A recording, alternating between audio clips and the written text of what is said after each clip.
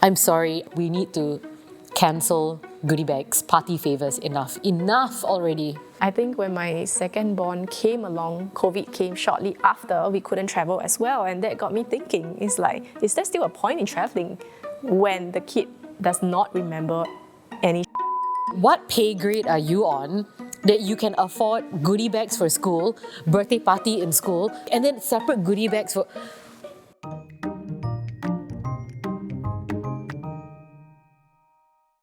Hi, I'm Estelle. I'm Jill. Welcome to another episode of Two Tired Moms. So, since it's just the two of us, let's get more real about mistakes we have made with our children. You know, we're both moms of two, right? Yeah. And I'm sure like many of our viewers would also be able to relate to that. When you have your first kid, usually you're very excited. You stock up on everything, make the baby room perfect, Instagram, Pinterest worthy. You know, you buy all the books, all the toys, nice pretty cot, baby monitor, and what have you. I think my mistake was like not planning enough for my first child in terms of caregiving arrangements, not communicating enough on how I wanted my daughter to be raised, because she was going to be taken care of primarily by my in-laws when I was at work. So I think that is my biggest regret, right? But mistakes-wise, I would say I also overbought a lot of clothes because she was a girl.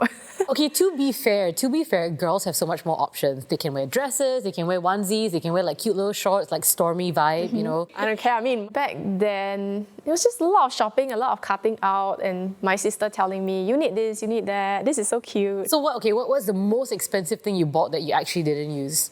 Oh, the newborn onesies that I thought I could dress her up in and take nice newborn photos did not happen because when she came out, she wasn't even a big baby. She was just 2.845 and she couldn't fit in any of the newborn onesies. We straight away had to start using 3-month-old to 6-month-old onesies. Okay. So I was like, what am I going to do with that? And I had a lot of presents from friends as well. So I really think like this whole newborn kit is a sham. Like that does not apply to most of the babies. And mittens, socks, those did not work out as well because I realized like, I don't know why. I mean, infants, they just have a way of getting it out. And in the end, the mittens and socks that we used were all the old ones, things that were broken into and were more comfortable and my baby fussed less with. So I realized with newborn clothes, it's better to receive hand-me-downs than buy them straight from the shop. For my firstborn, we got a baby carrier, like a pretty expensive. We didn't buy it, like it was gifted to us, so very grateful for having it been gifted to us. But we didn't use it with the firstborn at all, like rarely. She was just always in the stroller. We never baby wear? Baby carry or baby wear. So that was like our biggest expenditure, even though it was a gift. We never used it. And I know a lot of people say they're cribs because the babies end up sleeping with them in the bed. Another thing that I feel is shammy is baby bottles. Like when I was with the first one, this is a very real podcast lah. Tired moms, you know when you don't sleep enough, then you get sinus. This is the life. So like I was told to get different types of baby bottles because you don't know what your baby is going to like which nipple shape they will like. Anyhow, maybe it's just my kids are greedy, but they just took any bottle. So babies had no preference at all? No. They don't care. It's like, okay, where's the food? Just give me the food. But having said that, I think there's a lot of like expectation from people like, oh, you have to like buy this branded baby bottle because this is better. And, so I and like if your baby doesn't take those, then there's something wrong. It's like baby has poor taste or something. Poor taste. My time, it was a Komodomo, that silicone bottle, which is so expensive. So I was gifted one. She didn't care. She drank that. And then Pigeon, which is like the brand that I think we grew up with, she took that also. She took Tommy Tippy. She says like, anything as long as the food gets in my mouth, I don't care. That's great. So did not bother doing that a second time around. And that's what like I tell my friends who are expecting children, just go with one bottle first. Instead of buying all these different brands, stressing yourself out, and then you're left with all of these bottles that it's like, what are you going to do with them now? And I think the other thing that we invested mistakenly in was probably a diaper bag because I always had this idea like, because I'm a mom, I need a diaper bag. but actually any bag can do. Oh, yeah. I don't know why I bought into this concept of diaper bags. And you know, diaper bags are typically made in a very mumsy way. So you are carrying the child on your body. You are carrying the diaper bag. Exactly. And yes. It's like, what did I sign up myself for? It's a sham, I'm telling you. They're trying to keep women down. So diaper bags. What else? Oh, those baby early enrichment classes. Oh, I don't know how many hundreds of dollars yes. I've spent signing up my toddler for like music classes and baby gym classes. Okay, I thought they were fun and cute. I was an instructor at a baby gym class. The franchise was very popular back in maybe early 2000s. They have since shut down. I only worked for them for 1 year, so it was not my fault that they shut down. They just shut down. But it was everywhere. And because I was an instructor at one of these gyms, I thought it was a complete sham. Why? It's so ridiculous. It's like all of these beautiful equipment, which are wood, because you know plastic is so deadly for children. Firstly, they're so heavy. Okay, and then we have to like change the setup. The setup. So it looks every different class. every class. Every class we're changing the setup. Every class we have to sanitize and everything. So health standards have always been great. But essentially, it's just teaching a child to walk up a step. That's all. And when I found out how much these parents are paying to teach their child to walk up a step, it's like, why crawl through tunnels and walk on the balance beam, you know. When is, You know what? why are they crawling through? It's good for Instagram to show people, there, I'm a good parent. But back then, don't really have Instagram. So back then, when I was an instructor, parents really did it for the love of their children. You think so? But they got nowhere else to show Do you think off it's what? because like they don't know how else to bond with their kids, and that was a convenient way to? No, they would drop their kids off. So it wasn't like a parent and me class. It was, okay, there was the baby class, so the 1-year-olds. Okay, then you hold the baby, then they'll play the song, the welcome song, then you dance with your baby, which was just tragic watching this. And then the older kids, the nursery ones, it's like, yeah, okay, here's a tunnel, crawl through the tunnel, here's a ladder, crawl up the ladder, but like, you're paying so much money for this. You know what they're paying for? They're paying for me time. Yes, they are. It's not Yes. parent accompanied. What I paid for, because I attended those classes with my toddler, is like parent and child class. I was paying for the idea of bonding. Because if you put me at home with my daughter on a weekend, I did not know what to do with her. It's like, But how old I was have my baby with me the whole day. I'm just like, how are we going to play? So signing up for those classes helped to kind of put a routine to my weekends. Okay. Okay, what about speech and drama classes? Okay, I did not sign my kid up for that because I think that would be pushing it a bit too far. Like from young, I knew she was always a very quiet and reserved kid. I could not imagine putting her through that. So Like, all these classes you did for your firstborn, you didn't do for your second one. okay, my second born, I signed him up for nothing until his very first music class late last year. And that was because I felt guilty for not signing him up for anything until he was 4. Because I think with my firstborn, she started when she was like 18 months old. Yeah. And I felt like, yeah, I'm doing something for my kid. I'm spending on my kid. And it's enrichment, right? Like whatever money I'm saving from, say, a gym membership goes to her. And then with my second child, I'm just like evaluating again, is it really necessary? Is it worth it? I think it should be aligned with his interests. And so I have given him many chances, asking him many times, do you want to go for this class and that class and this and that? And he has so far not expressed any interest. So like music class seems to be the only class that he's all right to go to. I think that's fair. So like with my elder one being the 4-year-old at the end of the year, only recently she said she wants to do ballet and she wants to swim. So I'm like, oh, okay, now that you're vocal and you can express what you want, I will do that for you. But I can only afford one, so pick which do you want. She of course said ballet, but I think like swimming is more useful right now. Yeah. But I think that's like society's pressure, like what you said. Okay, you did it because you didn't know what to do with your kid and you wanted to bond with her specifically. But I feel a lot of people, myself included, feel like, hey, cannot lose out, no. Everybody like every weekend this kid is going for Chinese class or going for ballet class or body movement classes or music class. Then my kid like what? Just go to botanic gardens every weekend, go botanic. It's like, what are you doing to keep up? Yeah. Oh yeah, I also sent my eldest to Chinese classes for 2 to 3 years before she hit primary school because I was so worried she wouldn't be able to keep up with the Chinese standards. And it turned out that I saw the greatest leap in her Chinese standards after she started primary school. And I think primary school was just what she needed to get up to speed, not exactly the enrichment classes. So I think I just bought into that concept, and a lot of parents do so too. So one of the other things that I don't feel I would do with my second one is travel. And it's not like even big grand travel to like, oh, Australia. It's just going to Malaysia. So like with my elder one, when she was the only child, so for a very short period, we would go to JB a lot, Desaru, go to the beaches, take her to all these farms, which is very nice for her. But at the same time, she's not going to remember any of this. And traveling with one child is already an ordeal. Now that I have a second one, like last year, she was only 5 months and we went to Desaru again. Oh my gosh. Maybe it's me, but it's not worth it. It's not worth the time.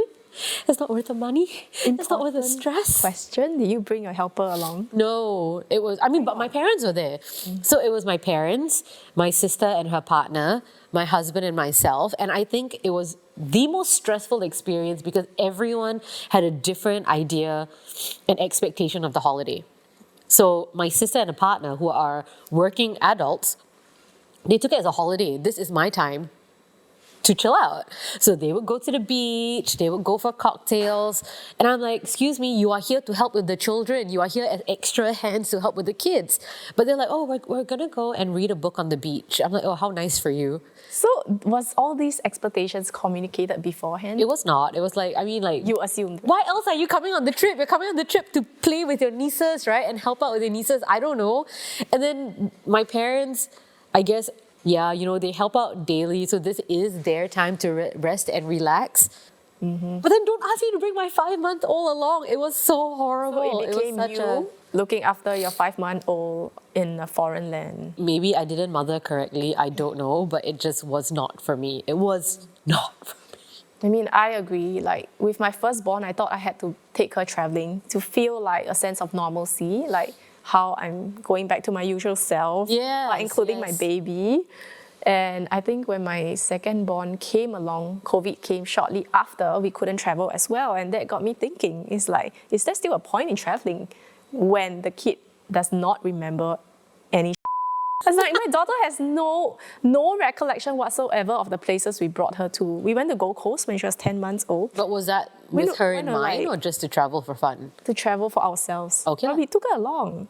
And then we went to Kyoto, Hokkaido and so on when she was 20 months old. We even have photos to show her. To prove? And she's just no, I don't remember anything. So I guess to each their own. At this point, I just don't believe that there's much merit in traveling with young children unless you have tons of help to bring along and help you feel like it's a holiday. Otherwise, it's not. Whatever lah. Okay, do you undoubtedly know your children love you? Yeah, I do. Oh. I think the only question I always have at the back of my head is, am I still their number one? Because they spend so much time at home with their grandparents. Right, okay. So I try not to ask them because sometimes I don't want to hear it. I'm just happy that they still come to me and still want to hug me and still want to spend time with me when I'm at home. But you know they love you lah. Yeah. I don't know. I really don't know. I think my first one is hit or miss. I know she loves me on Thursdays. Why? Because she doesn't go to my parents' house on Thursday, so I'm the only one that can provide her entertainment. Because with my first child, I basically did all the hands-on things I could. I showered her as a newborn. I bathed her because my mom told me, you have to do everything. Otherwise, your daughter will not recognize you next time. It was one of those things. Right. And I internalized it. Yeah. It was my first child. I didn't know better, right? So when she told me that, I felt like I really needed to step up and do every single thing. Mm-hmm. So I changed her diaper. I could bathe her. I could soothe her. I could breastfeed her and everything. The only thing I haven't done for her is cook her a proper meal. But I don't think that's on my bucket list anymore because there are many people in my life that can do that. Yeah. So I think that hands-on experience helped us to establish that bond early on, and somehow maybe she remembers it. My first one was in her own room at 2 weeks. So the new one is a very noisy sleeper. So she like wakes up and just shouts. Do you do sleep training with the firstborn? She was actually a good night sleeper. So like at 7 o'clock, you give her the last bottle and she just knocks out till the next day. All the way through the night? Yeah. Okay. So no sleep training for her. The second one was kind of the same, but like nighttime, they're just like, okay, leave me alone. I need to be apart from you as well. So they just slept. But the first one had her own room at a very young age. So we had very good sleep because she's in her own room. The second one is currently in our room and I want to put her in the living room to sleep. And my dad's like, don't you dare do that. That's abandoning her. She will know that she's alone. I'm like, then why the first one I can put in the bedroom? No one said anything. But this one I want to put in another room, the living room. But that's abandoning her. Yeah, what's the logic? I don't know. Why the grandparents must say it like that? She will know that she's being abandoned. Like, They are invested. and then say things like, if you don't bathe your child, they will not know who you are. Oh, yeah. That's very dreadful things to say to a new mother. And then at the same time, they're telling me, don't squat, don't touch the water because like you're still in your first month in confinement. I'm like, how the hell am I supposed to not touch the water if I'm changing her poopy diapers? Like, how can I not wash my hands? How can I not squat? You see all these contradictions. Like, you have to do this, but you cannot do this. And then another thing that I don't think I would do with my second is give too much attention, in a sense that my firstborn, she was the first granddaughter on both sides. And she was the first grandchild for my parents. So literally got the world. She could, you know how kids are like, oh, look at me. And they'll do the same thing like 12,000 times. Like, okay, you hopped on one foot. Congratulations. Can you do something else? I don't know. But 12,000 times my parents would give her the same reaction. Wow. Oh my gosh. Great job. Wow. And I'm like, she's not doing anything different. Like this is the same trick for 1 month already. Do something else. I don't think I would do that with the second one. Because I do feel that my daughter has main character energy. Being your second one. I mean, my first one has main character energy. And it's the most shocking thing because during her recital, she was placed front in the middle and she's flanked by 2 boys. So the 3 of them. And they were supposed to walk out and stand in the middle and then their classmates come behind them. Except one boy, I guess got too excited, stood in front of her. Oh dear. So the action was like, and then you see her stop and she's like, So she shifted the boy. She physically left her mark, held the boy, moved him to the side, went back to the middle. Okay, then she carried on like, excuse me, sir, do not block my shine. I am supposed to be in the middle. Wow. I was so mortified. And then She stood up for herself. okay, yes, fine. And they taught you, they teach the kindergarten, the nursery one, after you perform, you bow, right? And then we brought her to a wedding. It was my friend's wedding. So the bride walks in and everyone starts clapping for the bride. She walks into the middle of the aisle and bows very, very grandiosely. I'm like, come here. And then she did it 2-3 times, like, Mama, are they clapping for me? And she'll bow. Wow. I'm like, oh, this She is... likes the attention. Yeah. Which I'm like, probably gonna tone that down with the second one because it's a bit enticing. But sometimes it could be really just a personality, right? I don't know, Not all man. kids are like that. She wild. Yeah, but I agree with you. Like with the newborn, there's a lot of attention showered on the first child usually. By the time we hit the second child, everyone's a bit like numb already. You get a lot less. And I Yeah. feel like, actually, why can't we just do with a lot less from the beginning? Yes. And why are we wasting so much energy, so much time, so much money unnecessarily on the first child? I was lucky when Lily turned 1, it was still during COVID. So you could only have like, I think 8 people at that time. So her first birthday was not a big deal. It was just 8 people, family members, my parents, my sister, my husband, and then the kid. And then the next day it was his parents, his sister, and the kid. That was it. And then suddenly we came out of COVID and the grandfather she didn't get a birthday. I'm like, then what the heck did we do last year? Because I very much remember a birthday cake. He goes, no, she didn't have a party. So we threw a big party for her on her second birthday. And I thought, okay, fine, this is to make up for the lack of a first birthday. She turned 3 and my dad's like, you're not doing anything? Oh my gosh, made me feel like a bad mom again. So we did another birthday party, which was a barbecue, which was decorations. I'm like, this is too much work. So for my second one, she's only going to have a first birthday, a 7th birthday, primary 1, and then a 10th birthday, and then a 16th birthday, and then that's it, you're on your normal birthdays. Okay, so you have it all planned. Yeah, it's too much work. It's so expensive and it's too much work. Like, I know, like for me, I was so excited to throw first month celebrations for my baby. oh wow. When she came out, because like first month was still a big thing back then. It was like either you celebrate the first month or 100 days. Right, yeah. And we did first month. Oh, my dad said, why no 100 days? I'm like, I don't know, man. But it's really it's just more for myself. It's like throwing my own party to say, yay, I made it through 1 month of motherhood. Right. Than anything. And we also did a first year party for her, which we never did anymore after that. And like no more parties. The only parties we do right now are in like preschools. So we just buy a cake, let them celebrate with their friends in class, buy some goodie bag presents. Okay, stop with the goodie bags. Can I just like on behalf of mothers, I know y'all don't enjoy this. I know y'all don't actually want to give goodie bags. So stop with the goodie bags. Especially, okay, in the school, I understand. I don't. Actually, it's very unnecessary. But like in school, fine, you give the goodie bags out. But then if you have a birthday party and people come to your house and then you still pack goodie bags, it's like, firstly, what pay grade are you on that you can afford goodie bags for school, birthday party in school, another birthday party for family, and then separate goodie bags for... Hey, that's a... Okay, I mean... You can get them for $2 off Shopee.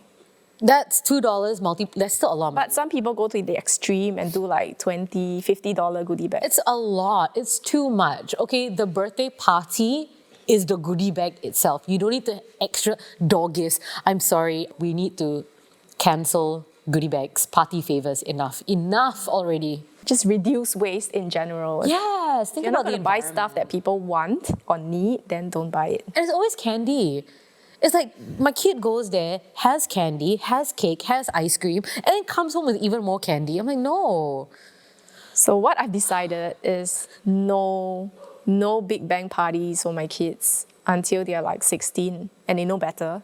They can go organize themselves. Okay, can I ask, what do you feel about birthday presents? Should there be a limitation on them? Because specifically, my husband has this really good friend who has a history of buying gigantic presents for my daughter.